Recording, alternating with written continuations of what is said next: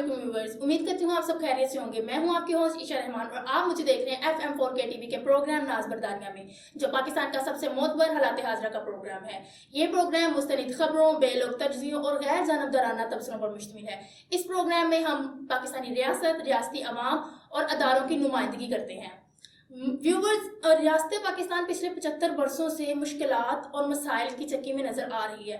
कई जमहूरी हुकूमतें आईं और चली गई, बहुत से डिक्टेटर्स आए और चले गए, लेकिन जो मुश्किलात और मसाइल हमारे पाकिस्तान में दाखिल हो गए वो दोबारा जो है वापस नहीं जा सकी। पाकिस्तान में कई हुकूमतें तब्दील हुई, लेकिन उन्होंने पाकिस्तान की किस्मत नहीं बदली।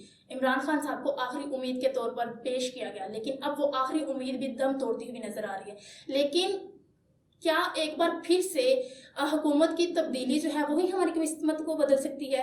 क्या जमहूरियत की बजाय एक बार फिर हम आमरीत को आजमाना चाहिए हमें, या फिर कोई कौन सा ऐसा इनकलाब है जो हमारी सोई हुई किस्मत को जगा सकता है?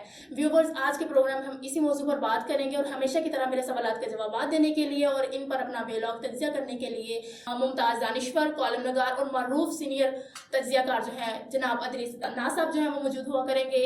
हम इनसे बात करते हैं इस मौजू पर। अस्सलाम वालेकुम सर। वालेकुम अस्सलाम। अल्लाह का करम सर, आज मैं इसी मौजू पर बात करना चाहूँगी कि वो कौन सा ऐसा इनकलाब है जो हमारी सोई हुई किस्मत को जगा सकता है, या ये जो भी मसाइल चल रहे हैं सियासी तौर पे, इनको हम किस तरह से हैंडल कर सकते हैं, या कौन ऐसा जो है वो सिस्टम ला सकते हैं जिससे हम अपनी आवाम को मुश्किलात से बाहर निकाल सकते हैं? बहुत शुक्रिया ईशा, बड़ा इम्पोर्टेंट क्वेश्चन है कि अब लोग इनकलाब की बातें करने लगे हैं कि कोई इनकलाब ही है इस मुल्क में आए तो हमारे मसाइल हल हो सकते हैं, हम इन मसाइल की दलदल से निकल सकते हैं। तो पहली बात तो ये कि हमें एक हिस्ट्री है ना, इंसानी हिस्ट्री है, हम अपने इर्द गिर्द देखेंगे दुनिया में कौन कौन से इनकलाब आए और कौन सा इनकलाब जो है वो कामयाब हुआ। तो पहले तो एक पैटर्न हो, हमारे सामने कोई आइडियल इनकलाब हो। अभी मैं इस्लामी इनकलाब पे बात नहीं करूंगा, पहले दुनिया के जो 3 बड़े इनकलाबात हैं उन पे हम बात करते हैं, फिर हम आएंगे कि पाकिस्तान में कौन सा ऐसा इनकलाब हो सकता है जो हमारी किस्मत को बदल सकता है। पहले 3 इनकलाब, आप सबसे पहला इनकलाब था इनकलाब फ्रांस। इनकलाब फ्रांस आप देखिए, वॉलंटियर एक ख्वाब देखता है, वॉलंटियर ने एक ख्वाब देखा, उसने उसके खदोखाल बयान किए। उसके 50 साल बाद जब नेपोलियन बोनापार्ट फ्रांस में अपनी अफवाज का सरबराह बन जाता है, वो दौर फ्रांस की तारीख का बदतरीन दौर है, बल्कि दुनिया की तारीख का बदतरीन दौर है। वहाँ जो हुक्मरान थे वो लल्ले तलल्लो में पड़े थे, उनकी आवाम की हालत हमसे कहीं ज्यादा पतली थी, उनके पास खाने के लिए रोटी नहीं थी। और याद है ना वो जुमला कि मलका मारिया अंतोनियो से जब किसी सहाफी ने पूछा कि मलका लोगों के पास तो खाने के लिए एक रोटी भी नहीं है, तो मलका ने बड़ी मासूमियत से जवाब दिया, अगर लोगों के पास खाने के लिए रोटी नहीं है तो वो केक क्यों नहीं खा लेते? मतलब इतनी मासूमियत, सुभान अल्लाह, कि उन्हें ये था कि अगर रोटी नहीं है तो वो केक खाएं। हाँ, मतलब केक पैसों से नहीं आना, वो फ्री आना था। तो ये आलम था। नेपोलियन बोनापार्ट उस वक्त एक जंग में थे और महाज पे थे। जब ये हालत होगी, लोगों के पास खाने के लिए रोटी नहीं है, वो बेचारे सड़कों पे थे, फाके कर रहे थे, हुक्मरानों को कोस रहे थे, लेकिन महल में ऐसी अय्याशियां होती थी, हुक्मरान जो थे वो अपने लल्ले तलल्ले कर रहे थे, जैसे हमारे हुक्मरान हैं, उनके दौरे खत्म नहीं होते। हुक्मरानों की अय्याशी में कोई फर्क नहीं आता, आपकी बिजली महंगी होगी, पेट्रोल महंगा हो गया, लोग बेरोजगार हो गए, कुछ भी हुआ, लेकिन हमारे शाही अखराजात जो है वो ढिढोरा तो पीटा जाता है कि हमने ये कर दिया, वो कर दिया, भैंसे तक बेच दी हमने प्राइम मिनिस्टर हाउस की। लेकिन भैंसे बेचने से क्या हुआ? मतलब उनके चारे से अवाम को घास मिलनी शुरू होगी, भैंसों को चारा नहीं मिला तो अवाम ने घास खाना शुरू कर दिया, पैसों से कुछ भी नहीं हुआ। अलकिस्सा होता कि फ्रांस में हुक्मरान जो थे वो अल्लाह तल्ले कर रहे थे और अवाम फाके से मार रहे थे, वो फाकों मार रहे थे। ऐसे में खबरें चल रही थी, उनके उस वक्त का जो मीडिया था उस पर जो भी था, रेडियो था, टीवी था, जो भी था, उस पर खबरें जा रही थी। नेपोलियन बोनापार्ट जो था वो महाज पे था, उसने जब ये सारी खबरें देखी और सुनी, वॉलंटियर को उसने पढ़ रखा था, तो उसके जहन में आया कि मैं क्या हुक्मरानों के हदूद अरबे को बढ़ाने के लिए, उनका जोग्राफिया तब्दील करने के लिए हूँ? मुझे ये जो यूनिफॉर्म मिली है, जो मैं अपनी कौम का सिपा सलार हूँ, तो क्या मैं मजीद इलाके फतह करके देने के लिए हुक्मरान को कि अब लो और जगह से भी खराज वसूल करो, अब तुम्हारी सल्तनत वसी होगी है, यहाँ से भी लूटो और तुम अय्याशी करो? उसके जहन में आया, एक इनकलाब उसके जहन में बर्पा हुआ नेपोलियन बोनापार्ट के। उसने कहा मैं क्या कर रहा हूँ, मैं इनको इलाके फतह करके दे रहा हूँ। वो वापस पलटा है, वहां से महल की जानिब आया और उसने फिर महल पे कब्जा किया है, जो मैं हुक्मरानों के साथ। उसने ऐलान किया, उसने कहा کہ جس نے لوٹا ہے اس ملک کو، اگر انہوں نے سارا کچھ سڑک پہ نہ پھینک دیا لوگوں کے لیے، مثال یوں لیجئے کہ اگر کسی کا پڑولا دانوں سے بھرا ہوا ہے، ٹھیک ہے، پڑولا سمجھتی ہیں آپ کے لیے نیا لفظ ہو، تو وہ سڑک پہ لا کے پھینک دے، جس کی تجوری نوٹوں سے بھری ہوئی ہے، اگر کسی کے گھر سے دولت مل گئی اور اناج کا ذخیرہ مل گیا تو اس کو قتل کر دیا جائے گا۔ اب کتنی گردنیں کٹی یہ موضوع نہیں ہے، لیکن انقلاب کیا ہوا؟ وہ خونی انقلاب تھا۔ جو لوگ جنہوں نے ذخیرے کیے ہوئے تھے، جنہوں نے دولت کے انبار لگائے ہوئے تھے، ان کے سر کٹے۔ نتیجہ کیا نکلا کہ ہر بندے نے اپنی دولت سڑکوں پہ پھینک دی، سرکاری خزانے میں جمع کرائی اور وہ قوم خوشحال ہوئی۔ یہ ہے فرانس کی ترقی۔ اچھا، اب فرانس کا انقلاب ذرا ایک سیکنڈ کے لیے ایک طرف رکھتے ہیں۔ دوسرا بڑا انقلاب ہمارے پڑوس میں ہے، رشیا میں۔ یہاں پہ پاکستان میں بار بار جو ہے ایک ایسا طبقہ ہے جو کہتا ہے کہ اس ٹائپ کا انقلاب ہمارے یہاں آنا چاہیے، جنہیں ہم سرخے کہہ دیتے ہیں، ریشن پرور کہتے ہیں، بہت کچھ ہے ان کے لیے جو ہم کہتے ہیں۔ ایک کارل مارکس ہوئے، وہ ایک بڑے انٹلیکچوئل تھے، بڑے دانشور تھے، دنیا جہان کی کتابیں انہوں نے گھنگالی تھیں۔ کارل مارکس نے داس کیپیٹل کے نام سے اپنی وہ جو نظریات تھے، خیالات تھے، اپنا فلسفہ پیش کیا۔ اتفاق کی بات کہ انہوں نے 3 جلدیں اس کی لکھی، 3 والیوم لکھے۔ ایک والیوم ان کی زندگی میں چھپ گیا، دوسرا والیوم جو تھا وہ چھپنے کے لیے گیا ہوتا، وہ زیر طبع تھا، تو ان کی ڈیتھ ہو گئی۔ اب اس کا جو نچوڑ تھا، اس کا جو کنکلوژن تھا کارل مارکس داس کیپیٹل کا، وہ لکھ ہی نہیں پائے اور ان کی ڈیتھ ہو گئی۔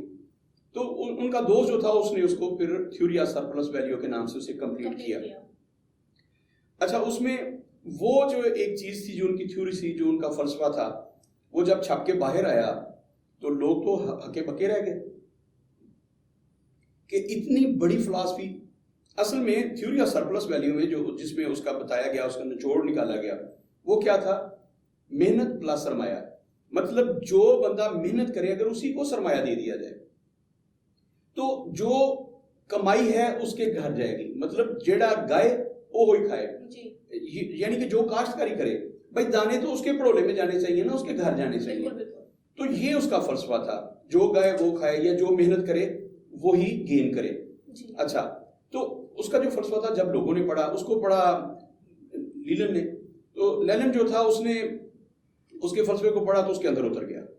اس نے پھر لوگوں میں شعور بیدار کرنے کے لیے ایک تحریک چلائی، ایک لمبی داستان ہے وہ۔ ملک بدر ہوا، وہ خطوں کے ذریعے کرتا تھا، اس وقت سوشل میڈیا نہیں تھا، چینلز نہیں تھے، اس کے پاس ایسے سورسز نہیں تھے، لیکن اس بندے نے خط لکھے اپنے ہاتھوں سے اور لوگوں میں بیداری، ایک شعور پیدا کیا۔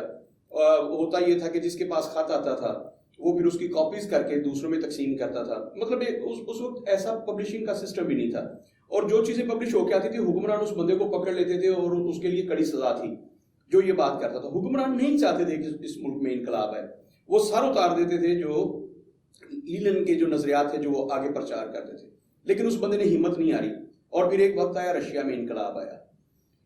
وہاں ایک غلطی ہوئی، فلسفہ بہت اچھا تھا، نظریہ بہت اچھا تھا، کاش اسے کوئی پڑھتا۔ ہمارے یہاں جن لوگوں نے اس کی مخالفت کی، حیرت کی بات ہے کہ بھائی یہ تو پورے کا پورا اسلام ہے۔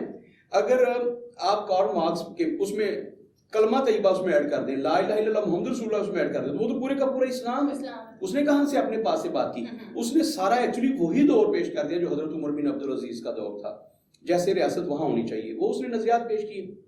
خیر میں اس پہ بحث نہیں کرنا چاہتا، ایک نئی مذہبی بحث چھڑ جائے گی۔ تو کارل مارکس نے جو نظریات دیے، اس فلسفہ کیا تھا؟ میں نے آپ کو بتایا اس کا کنکلوژن جو تھا وہ تھیوری آف سرپلس ویلیو میں دیا گیا، محنت پلس سرمایہ، کہ جو بندہ محنت کر رہا ہے اسے اگر سرمایہ۔ ہمارے پاکستان میں اس ٹائپ کا ایک مذاق ہوا جب بھٹو صاحب آئے تو انہوں نے کہا جی کہ ساری کمپنیاں جو ہیں، ساری بڑی بڑی فیکٹریاں چھین لی جائیں، ریاست جو ہے وہ ان کی ملکیت ہو، مطلب نیشنلائز کر دیا جائے، تو ریاست جو ہے لوگوں کو میڈیسن یہ وہ ساری، اور وہ راشن کارڈ بنے، لوگ لائنوں میں لگ کے آٹا لے رہے ہیں، چینی لے رہے ہیں۔ یہ یہاں پاکستان میں ہوا۔ ہم نے نہ اس کی روح کو سمجھا، ہم نے ٹھیک سے اسے سمجھنے کی کوشش ہی نہیں کی، تو ایک بھونڈا مذاق کیا ہم نے اس انقلاب کے ساتھ۔ اگر یہی کرنا تھا تو یاد رکھیے گا، میں اس پہ آتا ہوں، پاکستان جو ہے یہ ایک بنیادی طور پر ایگریکلچر بیسڈ کنٹری ہے، تو یہاں پہ ایک جاگیردار کے پاس 50 ہزار، 60 ہزار، 70 80 ہزار، 84 ہزار، 85 ہزار ایکڑ اراضی ہے۔ تو بھائی اگر آپ نے یہ انقلاب لانا تھا، ایک وڈیرے کے ہاتھوں سے آیا نا انقلاب، بٹوں کی اپنی 45 ہزار 46 ہزار ایکڑ اراضی تھی اس وقت، تو اگر آپ انقلاب لائیں تو سب سے پہلے تو آپ نے اگر کہا تھا کہ ایک ایک خاری کو 5-5 جو ہیں ایکڑ زمین دے دی جائے تو جڑا گائے وہی کھائے کہ وہ 5 ایکڑ پہ مزدوری کرے اور سارے کے سارے دانے اس کے گھر میں جائیں، تو انقلاب تو یہ تھا. لیکن نہ آپ نے یہ کیا، اور جو وہاں 85,000-84,000 ایکڑ والے تھے آج بھی ان کے پاس وہی ہے، اور اب تو پوری دنیا میں ان کی جائیدادیں ہیں. اب 84-85,000 ایکڑ تو بڑی تھوڑی سی رہ گئی، اب تو 84-85 لاکھ ایکڑ کی بات کیجیے. خیر یہ بھی موضوع نہیں ہے. اچھا تو ہوا کیا کہ انقلاب رشیا جو تھا وہ فلاپ کیوں ہوا؟ وہاں ہوا یہ کہ انہوں نے گریٹ رشیا کا نعرہ لگایا. انہوں نے کہا جی آپ جو بھی کریں گے گریٹ رشیا کے لیے کریں گے، جو بھی کمائیں گے وہ گریٹ رشیا کے اسٹیٹ بینک میں جائے گا، اور آپ کو اس کے ایک کارڈ ملے گا. جیسے یہاں ہیلتھ کارڈ اب بات ہو رہی ہے، صحت کارڈ کی بات ہو رہی ہے، یہاں بات ہو رہی ہے راشن کارڈ کی بات ہو رہی ہے، یہاں بات ہو رہی ہے مختلف کارڈز کی. تو ایک سٹیزن کو ایک کارڈ ملے گا. مثال کے طور پر آپ ایک ہفتے کا کوئی 2 کلو آٹا کھاتا ہے تو اسے 2 کلو آٹا ملے گا. اگر وہ ایک ہفتے میں 1 پاؤ چینی استعمال کرتا ہے تو ریاست اس کی چینی دے گی، ریاست اسے مفت ادویات دے گی، ریاست اس کے بچوں کو مفت تعلیم دے گی. یہ ساری چیزیں تھے. ریاست اس کو کپڑے دے گی سال بعد، جو بھی ہے وہ پیٹرن طے ہو گیا. لوگ بڑے خوش تھے کہ ہم ایک گریٹ رشیا کے لیے کام کریں گے، بڑی ریاست جو بھی کمائیں گے ہم اپنے ملک کو دیں گے، محب وطن ہو گئے، یہ ہو گیا وہ ہو گیا. لیکن ہوا کیا؟ میں آپ کو آج کے دور کی ذرا جدید کر کے مثال دے دیتا ہوں. بھائی کسی کا دل تو کرتا ہوگا میں جا کے KFC کھا لوں، اس زمانے میں جو بھی تھا. کسی کا دل تو کرتا ہوگا میں جا کے میکڈونلڈ کھا لوں، کسی کا جی تو چاہتا ہوگا میں جا کے کلفی کھا لوں، جو بھی چلے چھوٹی سی مثال. تو اب اس کے لیے تو پیسے نہیں ہے کسی کے پاس. میڈیسن فری مل رہی ہے، بہت بڑی بات ہے، ریاست نے ذمہ داری لی ہے. اور ریاست یہ تو پاکستان کے آئین میں بھی ہے نا، ریاست بنیادی حقوق، ہمارے جو بنیادی حقوق ہیں ان کے بارے میں آئین اس کی وضاحت کرتا ہے. تعلیم دیں گے، ہمارے پاکستان میں تو نہیں مل رہی، ہمیں تو پرائیویٹ سیکٹر میں جانا پڑتا ہے جہاں 1 لاکھ روپے ایک سیمسٹر کی فیس ہے. خیر صحت کے لیے آپ کو دھکے کھانا پڑتے ہیں، اور پرائیویٹ سیکٹر میں نجی ادارے جو صحت کے ساتھ آپ کے ساتھ کر رہے ہیں، اگر آپ کی جیب میں پیسے ہیں تو آپ زندگی بچا سکتے ہیں، ورنہ آپ سے مر جائیں. تو یہ ساری چیزیں یہ رشیا میں بالکل اسی طرح تھا. آج انقلاب کی باتیں اگر پاکستان میں ہو رہی ہیں نا تو ہم اس سٹیج پہ آ گئے جہاں ہم رشیا کے انقلاب کو دیکھ رہے ہیں.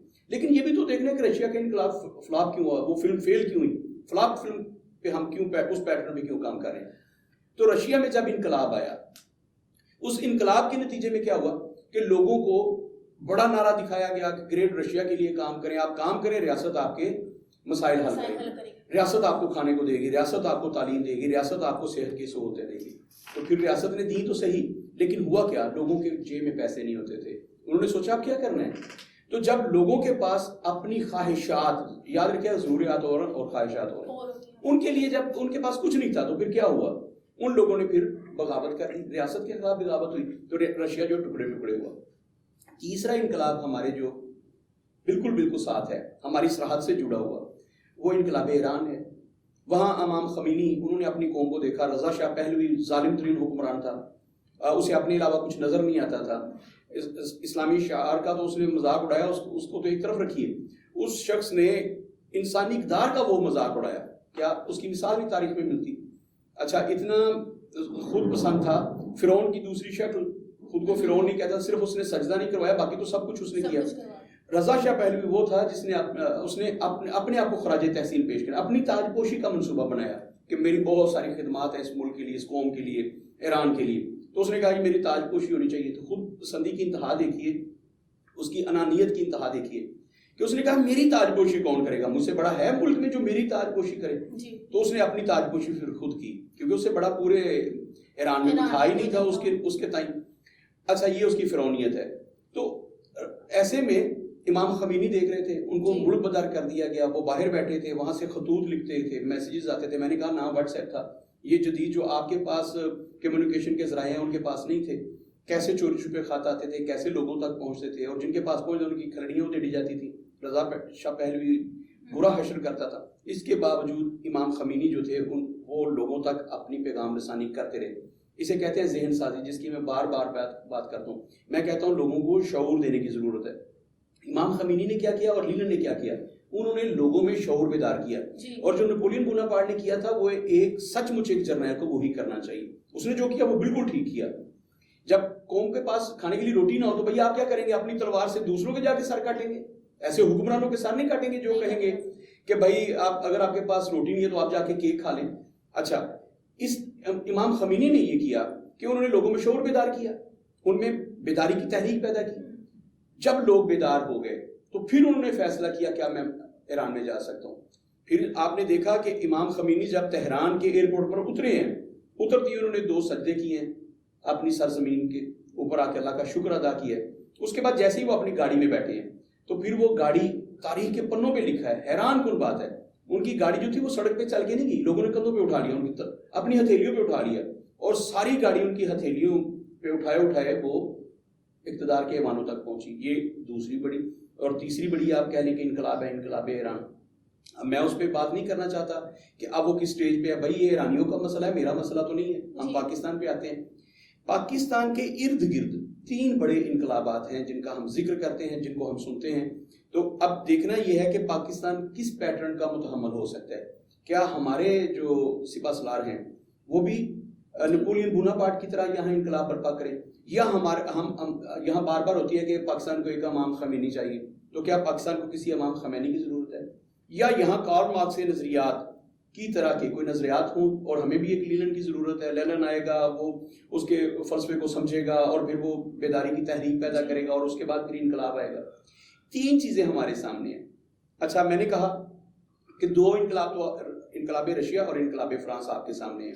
آج پھر آپ اگر فرانس میں چلے جائیں، وہاں لوگوں کو روٹی تو مل رہی ہے، لیکن یاد رکھیے گا وہاں جو کچھ انسانیت کے ساتھ ہو رہا ہے، میں اس پہ ذکر نہیں کرنا چاہتا، یہ بھی ان کا انٹرنل ایشو ہے، اس قوم کا ایشو ہے.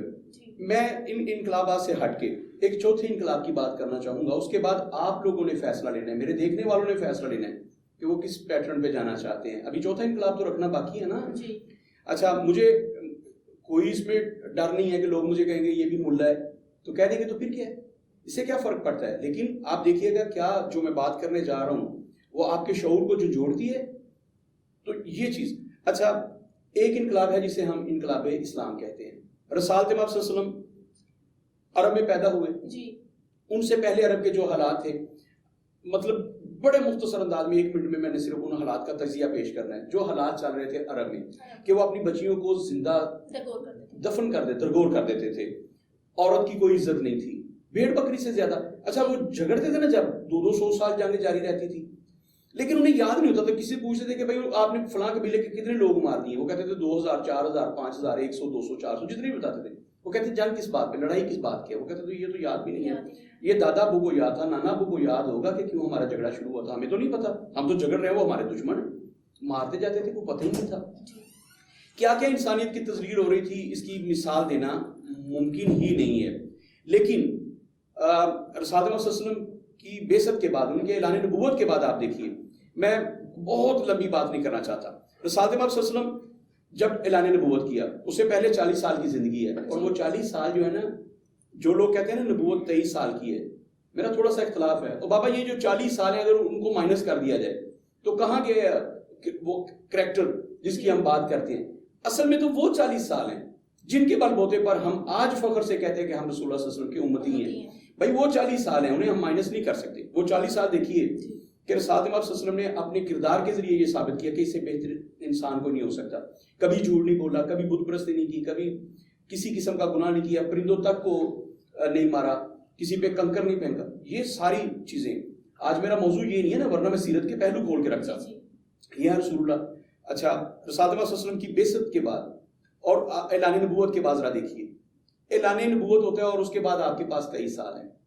پہلے 10 سال جو مکی زندگی ہے، اس میں 3 سال وہ ہیں جب آپ کو شب ابی طالب میں محصور کر دیا جاتا ہے. کھانے کے لیے کچھ نہیں ہے، آپ ایک غار میں بند ہیں، وہیں پہ سارا کنبہ قبیلہ ہے، سارے ساتھی وہیں پہ ہیں. اور جان کا یہ خطرہ ہے کہ حضرت ابو طالب کو ہر روز رات میں 4 مرتبہ ان کی چارپائی بدلنی پڑتی ہے، کہ پہلے ایک بیٹے کو یہاں یا ایک بھائی کو یہاں سلایا، پھر 1 گھنٹے بعد کہا یا رسول اللہ آپ یہاں آ جائیے، پھر اس کے بعد کہا. جان کو یہ خطرہ ہے. یہ 10 سال پہلے کی بات ہے جب مدینہ نہیں ہے. مدینہ ہے، 1 سال ہوا ابھی مدینے آئے ہوئے، تو وہی دشمن جو تھے وہ پیچھے آ گئے. انہوں نے کہا ہم نے آپ سے جنگ کرنی ہے، جسے جنگ بدر کے نام سے آپ یاد کرتے ہیں. مسلمان جنگ نہیں کرنا چاہتے تھے. 313 ٹوٹل تھے اور تلواریں بھی پاس نہیں تھی، گھوڑے خچر اونٹ کچھ بھی نہیں ہے، ہاتھی شاتی کچھ بھی نہیں ہے. وہ لوگ آ گئے تو جنگ ہوئی. پھر اس کے بعد آپ ذرا تسلسل سے دیکھیے جتنی جنگیں اور غزوات ہیں رسالت مآب صلی اللہ علیہ وسلم کے دور میں، کوئی دنیا کا بندہ، کوئی بندہ یہ بتائے ایک دن ہے ایسا چین سے بیٹھنے والا؟ صرف جنگیں دیکھ لیں. تو وہ دور ہے جہاں پہ آپ نے امت کی کردار سازی بھی کرنی ہے اللہ کی طرف بھی بھیجنا ہے, پوری کی پوری دین کی تعلیم دینی ہے اور کردار سازی کرنی ہے, معاشرے میں رہنا کیسا ہے. اب مختصر ترین کرتا ہوں. رسالت امام صلی اللہ علیہ وسلم 23 سال کا صرف دور ہے انقلاب برپا کرنے کے لیے. ہمیں 75 سال ہو گئے ہیں اور لوگ کہتے ہیں جی 75 سال قوموں کی زندگی کے لیے تھوڑے ہوتے ہیں. جو یہ کہتے ہیں کہ 75 سال قوموں کی زندگی کے لیے تھوڑے ہوتے ہیں کسی انقلاب کو برپا کرنے کے, وہ بکواس کرتے ہیں. پورے ٹی وی چینل میں دعوے سے کہہ رہا ہوں کہ آپ لوگ بکواس کرتے ہیں. یہ کیا بات ہوئی کہ 75 سال بہت کم ہوتے ہیں, قوموں میں انقلاب نہیں آتا. کائنات کا سب سے بڑا انقلاب صرف 23 سال میں آیا ہے. آپ اس انقلاب کو سمجھتے کیوں نہیں ہیں؟ اس کی بتائیں لوگوں کو. یہ بتائیں کہ 23 سال میں کیسی کایا کلپ ہوئی کہ وہ لوگ جو اپنی بچیوں کو ذبح کر دیتے تھے, زندہ درگور کر دیتے تھے, اب دعائیں کر رہے ہیں کہ یا اللہ مجھے بیٹی دے. قربانی سیکریفائز کرنے کا ذرا ایک مثال تو لیجئے. جب رسول اللہ صلی اللہ علیہ وسلم مدینے تشریف لے کے گئے ہیں, ساتھ ساتھی تھے, اجڑے ہوئے لوگ ہیں, تو ابھی تو تبلیغ و رسالت کا کام بھی نہیں ہوا مدینے میں. تو دیکھیے شخصیت کیا ہوتی ہے, کردار سازی کیا ہے. جب گئے ہیں تو لوگوں نے کہا یا رسول اللہ آپ کے ساتھی آئے ہیں, اجڑ کے آئے ہیں, یہ اپنے گھر چھوڑ کے آئے ہیں, اپنی جائیدادیں چھوڑ کے آئے ہیں. یا رسول اللہ میری اتنی جائیداد ہے, میرا بھائی جو آپ نے بنایا ہے, اسلامی بھائی جو ہے, میری آدھی جائیداد اسے دے دیجیے. یا رسول اللہ میرا آدھا گھر اسے دے دیجیے. اور سیکریفائس کی انتہا دیکھی. ایک شخص آیا, اس نے کہا یا رسول اللہ جس کو میرا بھائی آپ نے بنایا ہے, اللہ کے نبی یہ تو اپنی بیوی بھی چھوڑ کے آیا ہے. یہاں تو اس کی بیوی نے, یا رسول اللہ میری 2 بیوی ہیں, ایک بیوی سے اس کا نکاح کر دیجیے. اور پھر اس کے ذہن میں کیا ہے, کہتا ہے یا رسول اللہ اس کے ذہن میں یہ نہ ہے میرے بھائی کے جو خوبصورت بیوی تھی یا کم عمر تھی وہ میرے پاس ہے, اور میں نے جو زیادہ عمر کی تھی یا کچھ خوبصورت نہیں تھی, کم خوبصورت تھی, وہ مجھے دے دیا. کہنے لگا یا رسول اللہ اخلاقیات ایک طرف, میں دونوں بیویاں اس کے سامنے پیش کرتا ہوں, جس سے یہ چاہے گا میں اس کو ڈیورس کروں گا, یہ اس سے نکاح کر لیں. مجھے بتائیے اس سے زیادہ جان ساری سیکریفائز کرنے کی کوئی مثال ہو سکتی ہے؟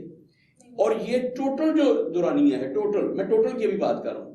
ابھی یہ نہیں ہوا کہ 10 سال 12 سال 14 سال, نو, پوری 23 سالہ زندگی کو سامنے رکھیے, صرف 23 سالہ دور نبوت کو, اس میں یہ کایا کلپ ہوئی ہے. پہلے سال ہوئی ہے, پہلے دن ہوئی ہے, دوسرے دن ہوئی ہے, 23 سال بعد ہوئی ہے. یہ آپ گھر بیٹھ کے حساب کرتے رہیے گا کیلکولیٹر پہ. لیکن 23 سال میں یہ انقلاب برپا ہوا کہ لوگ جو بچیوں کو ذبح کر دیتے تھے وہ بچیوں کے محافظ بن گئے اور دعائیں مانگنے لگے یا اللہ بیٹی دے. ایسی مثال آپ کو دوسرے کسی انقلاب میں نہیں ملتی. پھر آپ صلی اللہ علیہ وسلم کی تربیت کا اثر دیکھیے. حضرت ابوبکر صدیق آتے ہیں, اس کے بعد عمر فاروق آتے ہیں, سلطنت کیسے آگے جاتی ہے, لوگوں کی بھلائی کے لیے کیسے کیسے کام آتے ہیں. آپ میں لاسٹ پہ لانا چاہتا ہوں. اب عمر بن عبدالعزیز ایک شہزادے تھے بھائی, انہوں نے تو رسول اللہ صلی اللہ علیہ وسلم سے تربیت نہیں نہ پائی براہ راست, جیسے حضرت عمر فاروق, حضرت عثمان غنی, حضرت علی المرتضیٰ, حضرت ابوبکر صدیق, انہیں تو رسول اللہ صلی اللہ علیہ وسلم کا ایک پورا دور نبوت ملا ہے نا, تو ان کی تربیت تو ہوئی. انہوں نے اگر حکمرانی کی, حضرت عمر کی ہم مثال دیتے ہیں کہ بہترین حکمرانی ہے, تو بھائی ہو سکتی ہے نا کہ رسول نے ایک ایسی تربیت کر دی. ان خطوط پہ رسول اللہ صلی اللہ علیہ وسلم کو انہوں نے عدل کرتے ہوئے دیکھا, ان کو جنگیں لڑتے ہوئے دیکھا, ان کے ساتھ رہے, تو سمجھ آتی ہے کہ بھائی رسول اللہ کی تربیت کا اثر ہو سکتا ہے. نتیجہ ہے اگر وزڈم ہے حضرت عمر کے پاس رضی اللہ تعالیٰ عنہ, تو یہ رسول اللہ صلی اللہ علیہ وسلم کی تربیت ہے. حضرت عمر بن عبدالعزیز رضی اللہ تعالیٰ عنہ, وہ تو شہزادے ہیں, جب آنکھ کھلی سونے کا چمچ لے کے پیدا ہوئے. ایک حادثے کے طور پر وہ شکار پہ گئے تھے, جو کپڑے ایک دفعہ پہن لیے دوبارہ نہیں پہنتے تھے, ایسا خوشبو لگاتے تھے کہ دنیا میں اس کی مثال نہیں ملتی. شہزادے جیسی زندگی بسر کرتے تھے. ہوا کیا, حکمران بنا دیا گیا غیر موجودگی میں. یہ لمبا واقعہ میں پھر پہ رکھنا چاہوں گا, اس کے لیے مجھے پورا آدھا گھنٹہ پونا گھنٹہ چاہیے حضرت عمر کی سیرت پہ بات کرنے کے لیے کہ وہ کیسے حکمران تھے. تو حضرت عمر بن عبدالعزیز خلیفہ بن گئے. اب عالم کیا ہے کہ کہا کہ جتنے بھی لوگ میری سلطنت میں بے روزگار ہیں سب کو وظیفہ دو. کہا سب کو وظیفہ دے دیا, بے پناہ پیسے ہیں. کہا کہ جو لوگ پیدا ہوتے ہیں, جو بچے پیدا ہوتے ہیں, ان کے وظائف لگا دو. کہا جی ان کے وظائف لگ گئے, پیسے بہت زیادہ ہیں. کہا ان کی تعلیم و تربیت پہ خرچ کرو, ان کے تمام اخراجات ریاست دے گی. کہا جی ہو گیا, پیسے بہت زیادہ ہیں. القصہ ہوتا خواتین کے لیے, پھر جانوروں کے لیے کام ہوا. انہوں نے کہا جی اب بھی پیسے بے پناہ. انہوں نے کہا جو پیسے بچ گئے ان سے غلہ خریدو, ان سے خریدو اور پہاڑوں پہ بکھیر دو, جو اللہ کے پرندے ہیں وہ بھی کھائیں. حضرت عمر بن عبدالعزیز کے دور میں پرندے بھی بھوکے نہیں رہ سکتے. اب مجھے یہاں بتائیے, حضرت عمر رضی اللہ تعالیٰ کہتے ہیں دریائے فرات کے کنارے ایک کتا بھی اگر پیاس سے بلکتا ہوا مر گیا تو قیامت کے دن عمر اس کا جواب دے. عمر ثانی عمر بن عبدالعزیز پرندوں تک کو مرنے نہیں دیتے فاقے سے. اچھا مجھے بتائیے کہ کیا آپ کی سمجھ میں آتا ہے کہ یہ بھی ایک انقلاب ہے؟ کوئی سے انقلاب سمجھنے کے لیے اور سمجھانے کے لیے تیار ہے؟ اس سے بڑا کائنات میں کوئی انقلاب ہو سکتا ہے کہ آپ جانوروں کا, پرندوں کا بھی خیال رکھیں, کہ پرندے نہ مر جائیں, کوئی پیاس سے بلکتا ہوا کتا نہ مر جائے. اس سے بڑا انقلاب ہو سکتا ہے؟ جب آپ کے پاس ایک اتنا بڑا انقلاب موجود ہو تو پھر آپ ادھر ادھر کیوں دیکھتے ہیں؟ آپ نئے نئے تجربات کیوں کرنے پہ تلے ہوئے ہیں؟ کیا آپ کو 75 سال اور ان لوگوں کو فاقوں پہ مارنے؟ پاکستانی عوام سسک رہی ہے, پاکستانی عوام ہچکیاں لے رہی ہے, وہ دم توڑتی ہوئی سسکتی ہوئی عوام ہے, اس پہ آپ رحم کیجئے. ہمارے پاس ہے. اگر مجھے کوئی کہتا ہے کہ یہ ملا ہے تو مجھے اس سے کیا فرق پڑتا ہے؟ لیکن میں آپ کو دعوت دیتا ہوں, میں اپنے ویورز کو دعوت دیتا ہوں, میں اپنے سننے والوں کو دعوت دیتا ہوں, آپ تینوں انقلابات جو ہیں ان کا مطالعہ بھی کیجئے اور انقلاب اسلام کا مطالعہ بھی کیجئے. اگر آپ کی سمجھ میں آ جاتا تو یاد رکھیے ریاست پاکستان یہاں کے لوگوں کی نسوں میں پاکستان اسلام رچا ہوا ہے. ان کے لیے اسلام سے بہترین کوئی نظام نہیں ہے. آپ پاکستان میں اسلامی نظام حقیقی روح کے ساتھ نافذ کر دیجئے, آپ کو کسی انقلاب کی ضرورت نہیں ہے, کیونکہ کائنات میں اس سے بڑا کوئی انقلاب ہے ہی نہیں. جی ویورز, آپ نے ہمارے سینئر تجزیہ کار کی باتیں سنی. امید ہے آپ کے بہت سارے سوالات کے جوابات آپ کو مل گئے ہوں گے. اگلے پروگرام تک کے لیے اپنی ہوسٹ عشاء رحمان کو اجازت دیجیے. اللہ نگہبان.